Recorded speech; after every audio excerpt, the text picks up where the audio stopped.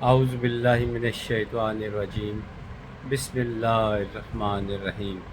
تمام دیکھنے اور سننے والوں کو میری طرف سے بادب السلام علیکم۔ آج 6 ستمبر 2022 ہے اور یہ ویڈیو میں کافی لیٹ بنا رہا ہوں۔ وجہ یہ تھی کہ آج 6 ستمبر کے حوالے سے مختلف فنکشنز تھے، تو ایز اے جرنلسٹ مختلف جگہوں سے انویٹیشن تھی، وہاں شرکت کی، وہاں فوج کا جذبہ دیکھا، خوشی ہوئی کہ آج بھی وہ جذبہ زندہ ہے اور دشمن ہماری طرف میلی آنکھ سے دیکھنے کی جرت نہیں کر سکتا۔ 6 ستمبر 1965 کو صبح فجر کے وقت کم و بیش ہندوستانی فوج نے لاہور پر 500 ٹینکوں کے ساتھ حملہ کر دیا، اور پھر اس وقت کے پاکستان صدر ایوب خان نے، اس وقت ریڈیو ہی تھا، تو ریڈیو پاکستان پہ یہ اعلان کیا کہ کلمہ گو ملک پر دشمن نے حملہ کر دیا ہے، 10 کروڑ عوام کو حملہ کر دیا ہے، اس کو ہماری طاقت کا اندازہ نہیں ہے۔ اور واقعی ہی اس وقت پاکستانی قوم کا جذبہ تو دیکھنے کے لائق تھا ہی، لیکن اس کے ساتھ ساتھ ریڈیو پاکستان میں پاکستانی فنکار فی سبیل اللہ، کوئی اگر ڈھول بجانے والا ہے، کوئی طبلہ بجانے والا ہے، گانے والا ہے، جیسے مسعود رانا ہو گئے، شوکت علی مرحوم ہو گئے، یہ لوگ وہاں سب موجود تھے، اور انہوں نے خوب اپنا فوجیوں کا خون گرمایا، اور جبکہ ہندوستانی فوج بری طرح پٹ رہی تھی اور نعرے لگا رہی تھی کہ وہ وقت دور نہیں ہے کہ جب ہم لاہور جم خانہ کلب میں جو بھی ان کے ارادے تھے وہ کریں گے، انارکلی سے شاپنگ کریں گے، جبکہ یہ خواب ان کا خواب ہی رہا۔ اور یہاں پر حملہ کرنے کے بعد انہوں نے سیالکوٹ سیکٹر پر پھر حملہ کیا اور پھر 500 ٹینکوں کے ساتھ حملہ کیا۔ اندازہ کریں ان کی جو عسکری قوت تھی وہ پاکستان سے 6 گنا زیادہ تھی، اور ان کی فوجی صلاحیت جو ایمونیشن تھا وہ بھی 6 گنا زیادہ تھا، لیکن وہ ان کو اپنے اسلحے اور اپنی فوج پہ مان تھا، جبکہ ہمیں اپنے کلمے پر ایمان تھا، اللہ کی کیا مدد پہ بھروسہ تھا۔ اور وہ بھی وقت آیا جب پاکستانی فوجی جوان ایک پلاننگ کی گئی کہ آپ ٹینکوں کے آگے لیٹے جائیں، تو کم و بیش کا لفظ میں استعمال کر رہا ہوں، تقریباً سارے ہی فوجی تیار ہو گئے کہ ہم اسلحہ باندھ کر ٹینکوں کے آگے لیٹ جائیں گے اور دشمن کے ٹینک تباہ کر دیں گے۔ اس موقع پر جو بھی کمانڈنگ آفیسر تھے انہوں نے کہا کہ نہیں، ہمیں وہ چاہیے جو شادی شدہ نہ ہوں، غیر شادی شدہ ہوں۔ یہ باتیں میں آپ کو کتابوں میں تو آپ کو بہت کچھ ملے گا، لیکن چونکہ میرے والد صاحب فوج میں رہے ہیں، اللہ تعالیٰ ان کے درجات بلند فرمائے، تو وہ سنایا کرتے تھے کہ وہ اس طرح لیٹ گئے اور دشمن کے ٹینکوں کو سمجھ ہی نہیں آ رہی تھی کہ ٹینک ان کے تباہ ہوتے چلے جا رہے تھے، اور ان کے جو انڈین کمانڈر تھے وہ جھوٹ بول رہے تھے کہ لاہور اب صرف 4 کلومیٹر دور رہ گیا ہے،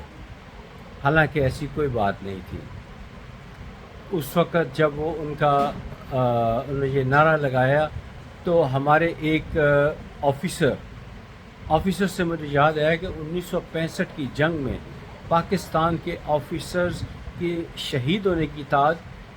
تعداد سپاہیوں سے زیادہ تھی۔ پاکستان فوجی آفیسر فرنٹ محاذ پہ لڑ رہے تھے، تو بہرحال ایک فوجی کو جب یہ کان میں آواز آئی کہ یہ پروپیگنڈا کیا جا رہا ہے کہ ہندوستانی فوج اب صرف پاکستان سے 4 کلومیٹر کے فاصلے پر، 4 مائلز کے فاصلے پر ہے۔ تو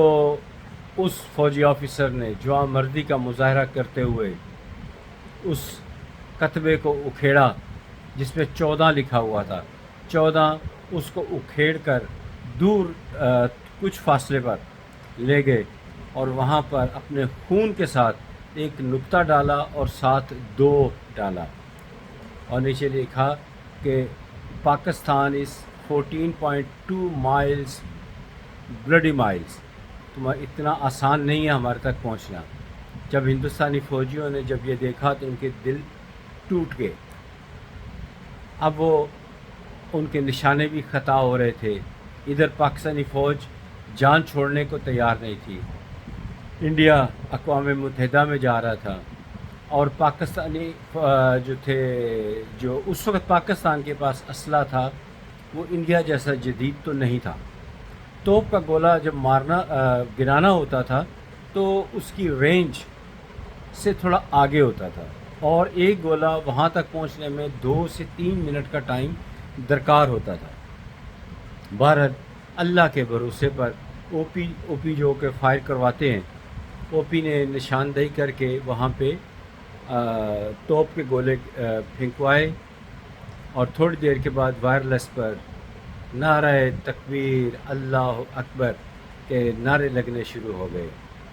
تو جس سے اندازہ ہوا کہ ہندوستانی ٹینک تباہ ہونے شروع ہو گئے اور واقعی بہت بڑی تباہی ہوئی۔ اور میں فخر سے یہ بات کہتا ہوں کہ چونکہ میرا تعلق بنیادی طور پر وزیر آباد سے ہے، تو پہلی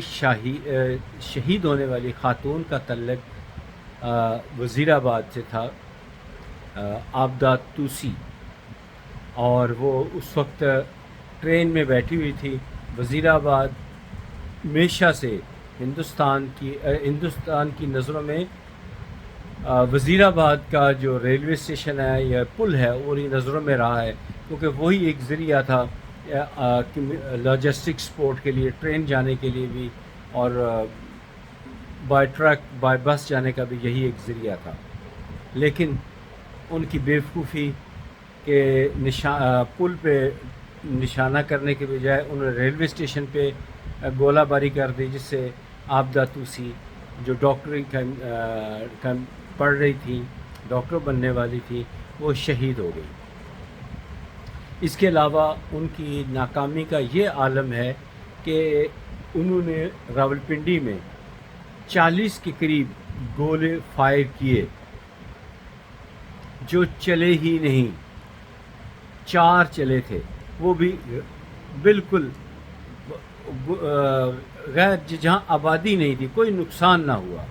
اللہ تعالیٰ کی مدد ہمارے ساتھ تھی۔ اس سلسلے میں پرانی اخبارات اور کتب میں بڑا کچھ لکھا ہے، بہت کچھ لکھا ہے۔ اگر آپ چاہیں اس کی تصدیق کے لیے تو قدرت اللہ شہاب صاحب ان کا سن سکتے ہیں۔ اور مجھے ایک ابھی ریسنٹلی ایک انڈین آرمی چیف ریٹائر ہوئے ہیں، انہوں نے تو اعلانیہ انڈین آرمی پر سخت تنقید کی اور